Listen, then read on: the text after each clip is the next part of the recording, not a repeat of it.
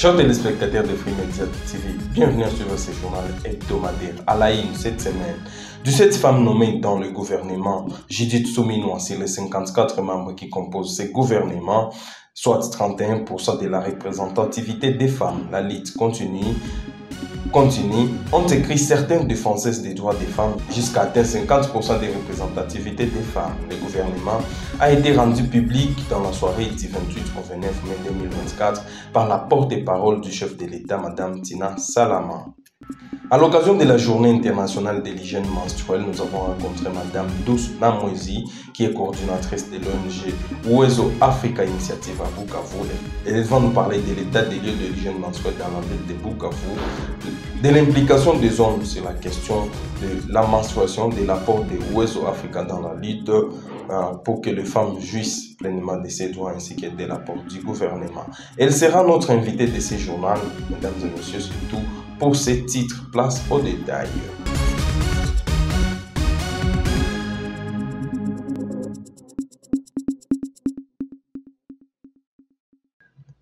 Le gouvernement congolais vient d'être publié dans la soirée du 28 au 29 mai 2024. Il est composé de 54 membres, dont 17 femmes, soit 31% contre 27% du gouvernement passé de Sama Lukonde.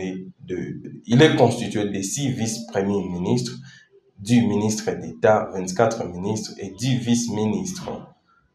La lutte continue, ont écrit certaines défenseuses des droits des femmes, jusqu'à atteindre 50% de représentativité des femmes. Les rebelles d'IM23 ont bombardé dans la cité de Sake et ses environs dans la matinée du 30 mai 2024. Informe Guillaume Dji que les porte-parole du gouvernement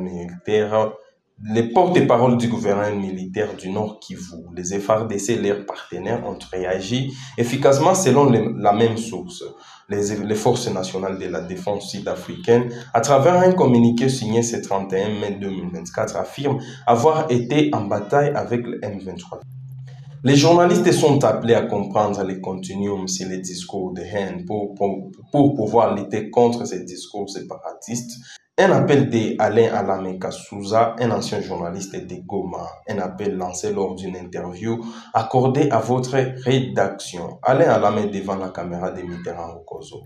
Bien sûr, nous pouvons considérer les journalistes comme des médecins de la société, comme des médiums au travers desquels passent les opinions et le propos ou les discours de haine ou les paroles dangereuses.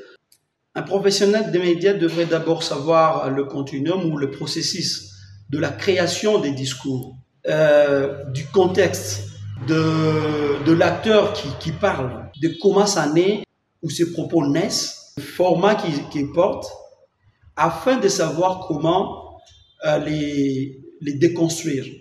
Les déconstruire par de contre-messages.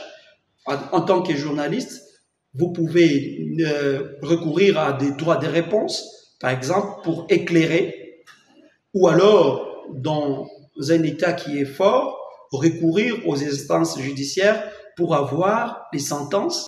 13 membres ont été blessés et conduits à l'hôpital général de Goma. À Uvira, dans la province du Sud Kivu, la communauté internationale des Croix-Rouges CICR a fourni, le jeudi 30 mai 2024, 7000 litres de carburant à la régie des eaux qui lui permettra de distribuer d'eau pendant 6 semaines. Les besoins en alimentation de ces générateurs électriques afin d'améliorer la desserte en eau potable dans la ville.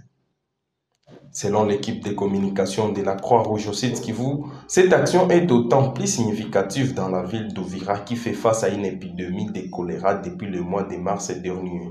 La pénurie en eau potable contraint de nombreuses familles à s'approvisionner dans le lac Tanganyika et dans des rivières, augmentant ainsi les risques de la propagation de la maladie.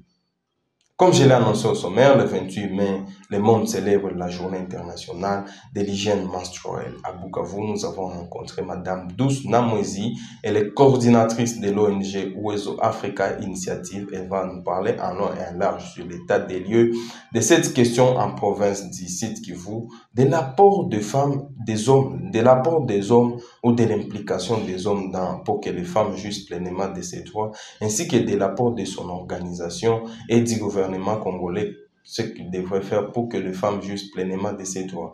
Elle est notre invitée de la semaine. Bonjour. Faire un état des lieux de la gestion de l'hygiène menstruelle au Sud Kivu nous pousse à nous rendre compte effectivement que c'est une question qui n'est pas encore suffisamment abordée, puisque la gestion de l'hygiène menstruelle ne fait pas encore partie d'une politique publique en matière de santé. Lorsque nous essayons de faire de plaidoyer, d'éveiller la conscience des gens par rapport à l'état des lieux des écoles dans lesquelles les filles doivent aller aux toilettes, et où il n'y a même pas de toilettes, ou parfois il y a des toilettes, mais qui sont vraiment dans un état qui ne permet pas assez que l'hygiène menstruelle soit bien gérée. Lorsqu'on va dans les milieux professionnels et on se rend compte que parfois même, que ce soit au marché, que ce soit dans des bureaux, il n'y a pas toujours des endroits sûrs où les femmes et les filles peuvent gérer leur hygiène pendant la période de menstruation. Et surtout, il y a même l'absence des outils tels que des serviettes hygiéniques, tels que l'eau. On sait que dans la ville de Bukavu, c'est encore une denrée qui n'est pas toujours à la portée de tout le monde. Et lorsqu'on est femme et on doit vivre cette période de menstruation sans l'eau, c'est vraiment un problème sérieux. Donc, l'état des lieux, actuellement, c'est encore un tableau sombre en matière de gestion de l'hygiène menstruelle. Et c'est pour ça que nous essayons de saisir cette occasion de cette journée pour appeler encore tout le monde, toutes les parties prenantes, les hommes, les femmes, les garçons, les filles, à faire de cette question une question primordiale pour eux et pour elles. Ben, lorsqu'on parle du Sud Kivu, on ne voit pas que la ville de Bukavu. Et même dans cette ville de Bukavu, Oiseau est parti dans des coins, disons, périphériques, où on s'est rendu compte que l'utilisation de morceaux de pagne, de morceaux de tissu, l'utilisation même parfois de feuilles, puisqu'on a eu à constater même dans les hauts plateaux à Minembwe et à Fizi qu'il y a encore beaucoup de femmes ou de filles qui recourent même à des feuilles pendant la période de menstruation, sous prétexte que ces feuilles vont absorber les sangs menstruels. Ça montre effectivement que c'est une question qui doit nécessiter beaucoup plus d'engagement et beaucoup plus de mobilisation de tout le monde. Et dans les milieux ruraux, on trouve qu'il y a vraiment cette précarité menstruelle avec la pauvreté, avec la situation économique qui n'est pas facile. Lorsque les parents n'ont même pas $5 pour payer les frais scolaires des enfants et qu'elle doit ou il doit acheter chaque mois des serviettes, que ce soit des serviettes jetables ou des serviettes utilisables à ses filles, vous trouvez que vraiment ça pose problème et ça les pousse effectivement à recourir à d'autres moyens tels que des morceaux de pagne, des morceaux de tissu. Et là encore, recourir à ces tissus, ça c'est pas le seul problème.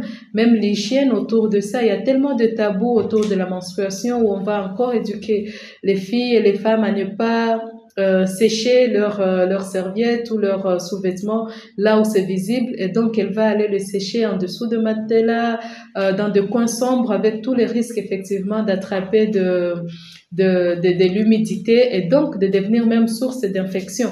Et c'est des problèmes comme ça où on va crier à la sorcellerie, on va crier à la jalousie, et pourtant c'est une question juste d'hygiène qui devrait être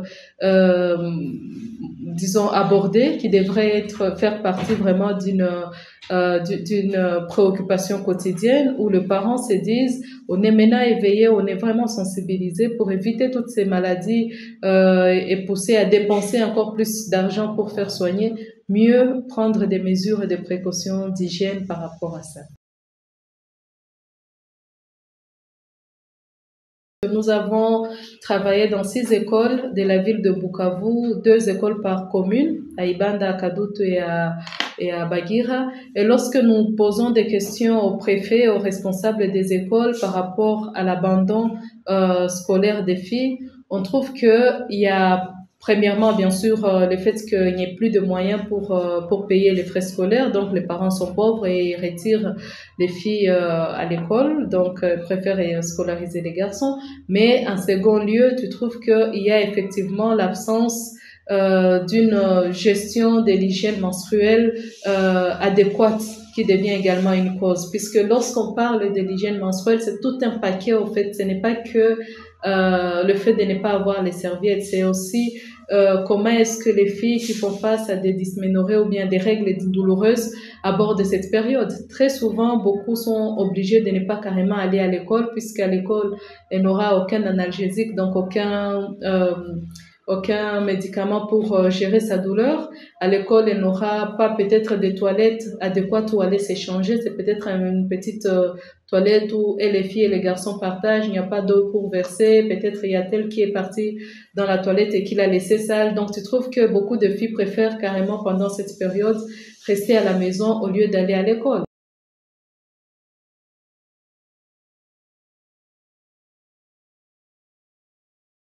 Pour accéder aux serviettes hygiéniques, c'est, comme je le disais, c'est vraiment une question de politique nationale et de politique publique, de santé publique. On a vu dans beaucoup de pays avoir des initiatives, des banques de serviettes. Donc, c'est des endroits où n'importe quelle femme, n'importe quelle fille qui peut être dans sa période de menstruation peut aller et se servir gratuitement ces serviettes hygiéniques. On a vu d'autres initiatives dans d'autres pays où on a enlevé la taxe sur les produits d'hygiène menstruelle.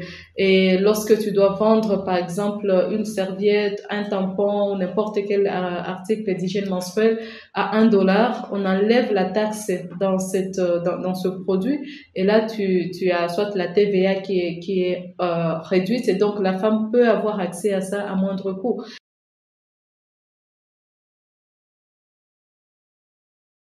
Je pense que toute la communauté, tous les membres de la communauté ont un rôle à jouer, les femmes principalement, mais surtout aussi les hommes. Les hommes, puisqu'ils sont pères, ils sont maris, ils sont copains, ils sont collègues. Et donc, les hommes, ils ont vraiment cette responsabilité, premièrement, en normalisant la conversation autour de la menstruation. Pour beaucoup d'hommes, on considère encore aujourd'hui que c'est une question des femmes, que c'est une question taboue. Pourquoi je dois en parler? Pourquoi je dois aussi m'y intéresser? Tu dois t'y intéresser puisque tu as peut-être une copine qui vit de façon malheureuse sa période de menstruation. Tu as peut-être une fille qui voudrait comprendre comment fonctionne son corps et qui n'a que son père vers qui se tourner. Tu es peut-être un mari qui doit comprendre les cycles menstruels de ta femme pour planifier la naissance de vos enfants. Et donc, les hommes se retrouvent également au centre de la solution par rapport à la gestion de l'hygiène menstruelle. Mesdames et messieurs, c'est tout pour ce journal hebdomadaire. Merci de l'avoir suivi et à la semaine prochaine.